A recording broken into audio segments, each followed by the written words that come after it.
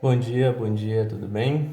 Bom, meus queridos, hoje nós vamos estar dando continuidade às nossas aulas, tá? Hoje nós vamos estar falando sobre um módulo de ligações químicas, especificamente falando sobre ligação iônica, tudo bem? Nós já vimos nos outros módulos que nós temos na química o estudo dos elementos químicos, né? Que estão organizados na tabela periódica.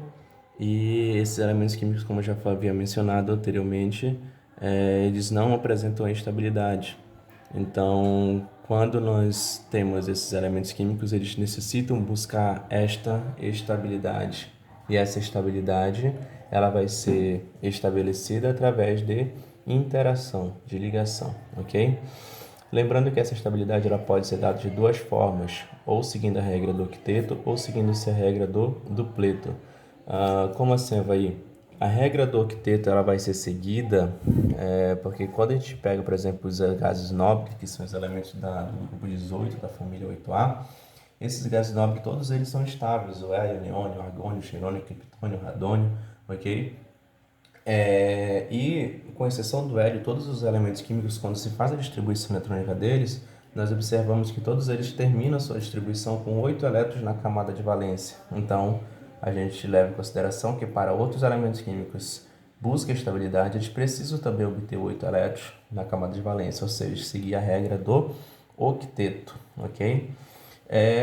Entretanto, quando a gente observa elementos que têm apenas uma única camada, sendo a sua camada de valência, então, eles vão apresentar a configuração eletrônica semelhante ao do hélio. E o hélio, ele é um elemento químico que ele apresenta na sua camada de valência apenas dois elétrons, ou seja, assim vai seguir a regra do dupleto, ok? Bom, a ligação iônica, para ser iônica, eu tenho que ter dois elementos químicos com as seguintes características, um metal e um ametal. Por quê, vai? Porque quando eu tenho esses dois elementos químicos com essas características, eu vou apresentar tendências. Por exemplo, o metal ele tem tendência a perder elétrons, enquanto o ametal ele tem tendência a ganhar elétrons. Quando o metal ele perde elétrons, ele torna-se um íon, tá? Do tipo cátion, apresentando uma carga positiva. Quando eu tenho um ametal, que tem tendência a ganhar elétrons, quando ele ganha elétrons, ele se torna um íon do tipo ânion, adquirindo uma carga negativa.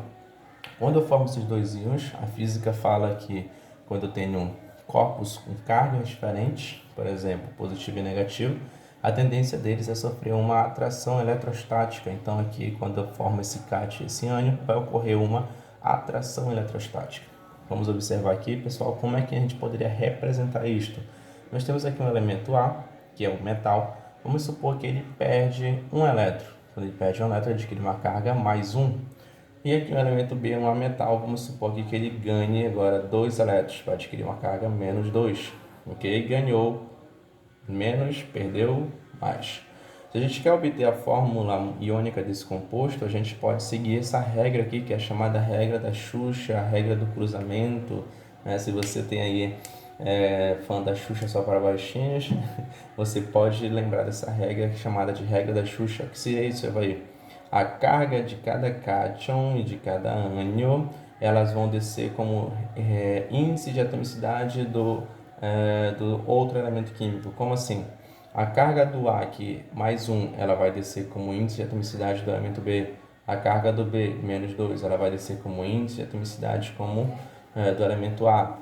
Quando a gente observa, olha, quanto é a carga do B? 2, então ele vai descer como índice de atomicidade do A, 2. E a carga do A é 1, então vai descer como índice de atomicidade do B, 1. 1 fica subentendido. Então a gente conclui que a fórmula desse composto iônico formado por esse elemento A e B é A2B. Importante informar aos senhores que essa fórmula iônica A2B é exatamente para determinar a quantidade de elementos químicos que estão participando dessa interação iônica. Então aqui nós temos que eu tenho dois elementos A participando, enquanto aqui eu tenho apenas um elemento B. Como se daria isso, Evaí? Essa interação se daria da seguinte forma. Vamos aqui supor, esporadicamente, que o elemento A tem um número atômico 11 e o elemento B tem número atômico 16. Quando a gente faz a distribuição dos elétrons desses elementos, nós observamos que o elemento A ele apresenta 3 camadas e na camada de valência ele tem apenas um único elétron. Ou seja, ele está estável? Não está seguindo a regra nem do octeto nem do dupleto. Então, se eu tenho mais de uma camada de valência, mais de uma camada, desculpa, então significa dizer que esse elemento ele tem tendência a perder elétrons, porque ele tem apenas um, então é mais fácil para ele perder um do que ganhar 7 para se estabilizar, ok? Então, nesse caso, o elemento B, nesse caso, agora nós observamos que na camada de valência eu tenho 3 camadas, na camada de valência eu tenho 6 elétrons, ou seja, esse elemento ele tem que seguir a regra do octeto, então para seguir a regra do octeto, se ele tem 6, ele precisa de mais 2, ou seja, o elemento B tem tendência a ganhar elétrons, nesse caso quantos? 2. Então vamos fazer o seguinte, ó, vamos representar o elemento A, ele tem quantos elétrons na camada de valência? 1. Eu vou representar aqui por bolinha, pode ser X, triângulo, coração, o que você achar de mais interessante, tudo bem? E o elemento B, pessoal? O elemento B, ele possui 1, 2, 3, 4, 5, 6 elétrons na camada de valência, ok? Então, neste caso, o elemento A ele vai dizer assim, ei B, tu quer elétron? Cara, eu não tenho aqui, eu tenho um elétron aqui, mas esse elétron está me incomodando, não está me deixando muito feliz, muito estável. Você quer? O B, eu quero, eu estou precisando de elétrons mesmo. Aí o A vem aqui, ó, toma então, doa esse elétron para esse elemento B. Quando ele dá esse elétron para o elemento B, tu observas que o A, ele já fica o quê, pessoal? Feliz, tudo bem? Ele já fica um elemento feliz, porque ele está estável agora, perdeu o seu elétron na camada de valência. Entretanto, o elemento B ainda está o quê, pessoal? Triste. Por que ele está tristinho? Porque ele precisava de 2. Ele tem quanto agora? 7. Ele tinha 6, ganhou 1, 7. Mas ele precisa ter 8. O que vai acontecer? Quero que vocês chutem aí. Essa interação não está ocorrendo unicamente, exclusivamente entre um A e um B. Ela ocorre entre elementos químicos, que é um conjunto de átomos. Então, o outro elemento A vai falar assim, B, eu tenho um elétron aqui também disponível, você quer? Ele fala, eu quero. Aí esse A vem, toma, ele vai doar esse outro elétron para o elemento B. Quando ele doa, o elemento B agora está feliz e esse elemento A também está feliz. Eu tenho uma família feliz. Então, tu observas que o B agora tem 8 elétrons e cada A também tem 8 elétrons. Então, todo mundo está seguindo a regra do octeto. Quantos elementos A estão participando da interação? 2. Quantos elementos B estão participando da interação? Apenas 1. Então, a fórmula iônica desse composto é A2B, a mesma fórmula que nós obtivemos aqui em cima.